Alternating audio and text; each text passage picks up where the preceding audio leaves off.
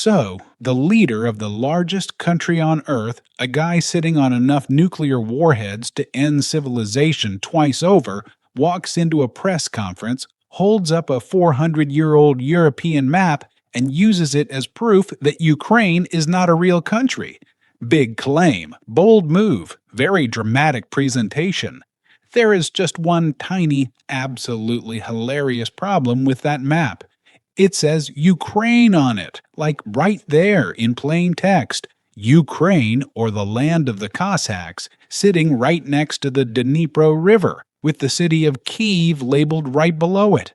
The man accidentally waved around the evidence that he was wrong on live international television.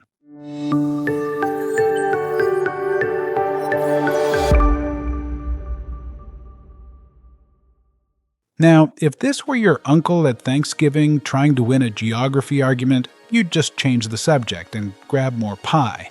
But this is the actual reasoning being used to justify one of the bloodiest land wars in Europe since World War II. So today, we're going back, all the way back, 1,200 years of history. We're talking 882 AD. Think about what the world looked like then. Charlemagne had been dead for about 70 years. England was just barely pulling itself together under Alfred the Great. And somewhere in the dense forests and open steppes of Eastern Europe, along a wide, glittering river called the Dnipro, something remarkable was happening. A Viking, an actual Scandinavian Viking named Oleg, sometimes called Oleg the Wise, came south from Novgorod, seized control of a city sitting on high bluffs above the Dnipro, and declared it the capital of a new state. That city? Kyiv. That state? Kyivan Rus. Kyivan Rus was not some backwater settlement. This is documented medieval history, corroborated by Byzantine chronicles, Norse sagas, and archaeological excavations. Kyiv was already a thriving settlement even before Oleg arrived, and at its peak under Yaroslav the Wise, it was one of the most powerful and sophisticated states in Europe. Now here's the part Russia really doesn't want you to think too hard about. Moscow didn't exist yet, not even close. Moscow was first mentioned in historical records in 1147 AD, over 265 years after Kyiv became the capital of Kyivan Rus. If this were a family tree, Kyiv would be the grandparent, and Moscow would be the distant cousin who showed up 3 generations later and started telling everyone they were the head of the family. In 988, Prince Volodymyr made one of the most dramatic political decisions in medieval history. He converted the entire state to Orthodox Christianity.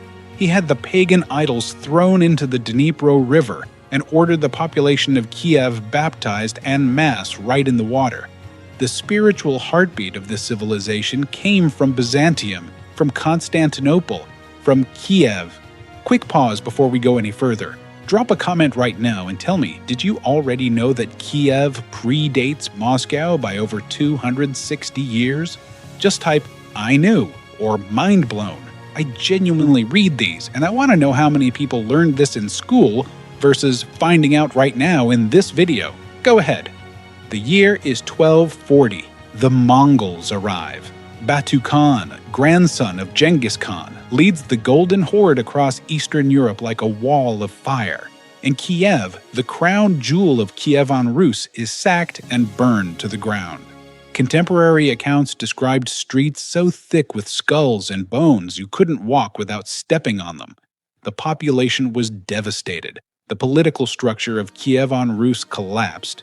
And now, here is the pivot, the thing that quietly explains the next 700 years. The eastern territories of former Kyivan Rus, the lands up near what would become Moscow, came under Mongol domination for roughly 250 years. The princes of those lands paid tribute to the Golden Horde. They traveled to the Mongol capital to receive permission to rule.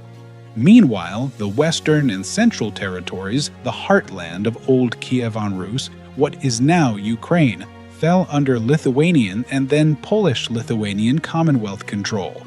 Different legal traditions, a more decentralized structure, different cultural and religious influences, a completely different development path. Ukrainian has distinct phonetic features traceable back to Old Slavic that predate the modern Russian language's current form.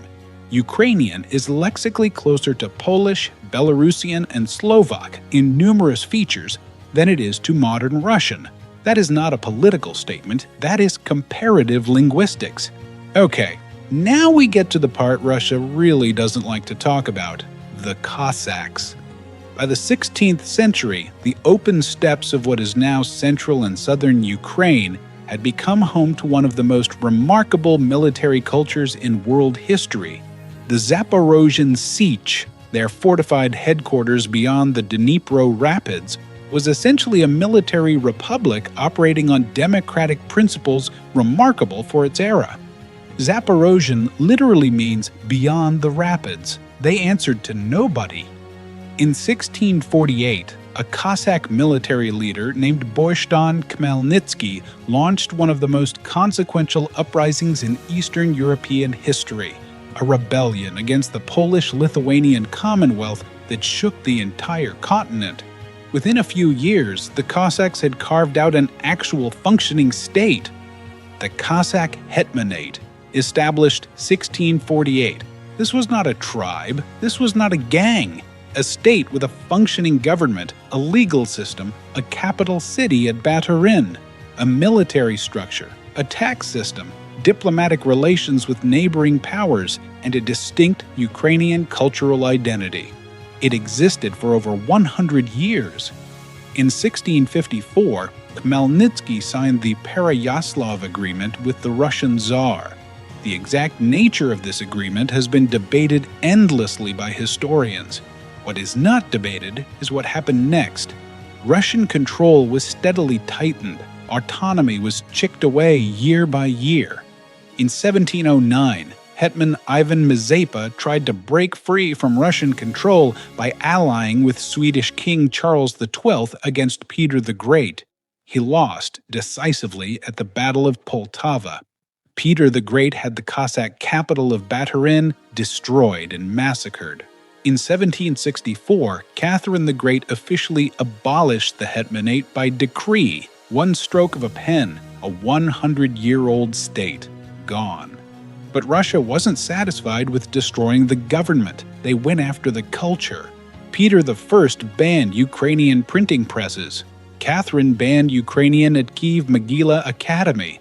In 1876, Tsar Alexander II issued the Ems Decree, a legal ban on all Ukrainian literature, on Ukrainian language stage performances, and even on Ukrainian lyrics in music. They literally banned Ukrainian songs, because when you want to erase a culture, you go after the songs. Fast forward, 1917, the Russian Empire is disintegrating. World War I has shattered the old order of Europe, and Ukrainians see their moment. In June of 1917, months before the Bolshevik Revolution, the Central Rada in Kyiv declared Ukrainian autonomy. On January 22, 1918, Ukraine formally declared full sovereign independence from Russia. Hold on to that date, because the Soviet Union, the state Russia claims invented Ukraine, was not officially formed until December 30, 1922. Ukraine declared independence 4 years before the USSR existed. In 1929, collectivization began. The Soviet state seized control of Ukrainian farms, the most fertile land in Europe, the famous breadbasket that had fed empires for centuries. Ukrainian farmers resisted fiercely. They were labeled kulaks and persecuted. Over 2 million were deported to Siberia. In 1932 and 1933, Soviet brigades went door to door, seizing not just grain, but all food. People died in the millions. This was the Holodomor, from the Ukrainian words for death and hunger. Between 3.5 and 5 million Ukrainians perished. Research found ethnic Ukrainians died at dramatically higher rates than ethnic Russians in the same regions. Simultaneously, Stalin launched what historians call the executed Renaissance, a systematic arrest, exile, and execution of Ukraine's entire intellectual class. Writers, poets, artists, scientists. The overwhelming majority of Ukraine's cultural elite was killed or imprisoned between 1932 and 1938. The goal was straightforward: destroy the mind of a nation while starving its body. Back to that map. The 1640s European map Putin held up in 2023, the one he said proved Ukraine didn't exist, the text translates to Ukraine, or the land of the Cossacks. And if you want to go earlier, the word Ukraine appears in the Kyiv Chronicle in 1187 AD, not 1917. That is 1187. Here is the crowning irony. The very name Russia, Rossiya, is itself derived from Rus. Russia took the name of the Kievan state and applied it to a completely different territory centered on Moscow. Historians at Ohio State have stated it directly. Rus was not Russia. Moscow took the name, then claimed the inheritance. Russia has tried banning the language multiple times. It tried starving the culture into submission. It tried executing an entire generation of intellectuals. It tried rewriting the textbooks. And every single time, Ukraine came back. Because history is not just official state documents. History is what people remember. The next time someone tells you Ukraine was invented in 1991, you look them in the eye and you say, Kyiv was a capital city when Moscow was still a forest. And that is not rhetoric. That is just history.